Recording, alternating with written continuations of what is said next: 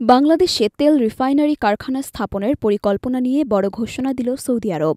এটি শুধু বাণিজ্যিক লাভের আশ্বাস নয়, বাংলাদেশের সৌদি আরবের সাথে সম্পর্কের নতুন অধ্যায়ের সূচনা হতে পারে। প্রবাসী সৌদি নাগরিকদের প্রেরণার পাশাপাশি বাংলাদেশ সৌদি সম্পর্ক এখন নতুন অর্থনৈতিক দিক অনুসন্ধান করছে।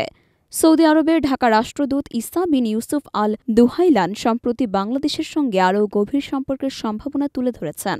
তিনি বলেছেন, বাংলাদেশের তেল রিফাইনারি শিল্পে বিনিয়োগের মাধ্যমে সৌদি আরব পূর্ব দক্ষিণ এশিয়া অঞ্চলে তেল রফতানির কেন্দ্র হিসেবে স্থান পেতে চায়।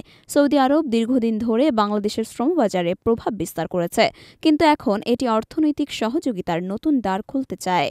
ইসা বিন ইউসুফের মতে, বাংলাদেশে সৌদি আরবের বিনিয়োগ শুধুমাত্র জনশক্তি রফতানিতে সীমাবদ্ধ রাখা উচিত নয়, বরং বৃহত্তর অর্থনৈতিক কর্মকাণ্ডের মাধ্যমে সৌদি আরবের বৃহত্তর ব্যবসায়িক প্রবৃদ্ধির এক নতুন দিক উন্মোচিত হতে পারে। তিনি উদাহরণস্বরূপ উল্লেখ করেছেন যে, অ্যাকোয়া পাওয়ারের মতো বড় প্রতিষ্ঠানও বাংলাদেশের সরকারি দৃষ্টিভঙ্গি এবং তৃতীয় পক্ষের ব্যক্তিগত স্বার্থের কারণে সুযোগ হারিয়েছে। অন্যদিকে বাংলাদেশের অর্থ উপদেষ্টা ড সালেউদ্দিন আহমেদ বলেন, সরকার চাইলে প্রাইভেট সেক্টরে বিনিয়োগের পরিবেশ তৈরি করতে হবে যেন বিনিয়োগকারীরা সুযোগ পায়। তার মতে, এই ধরনের ভুল নীতির কারণে বাংলাদেশের অর্থনীতি ক্ষতিগ্রস্ত হয়েছে।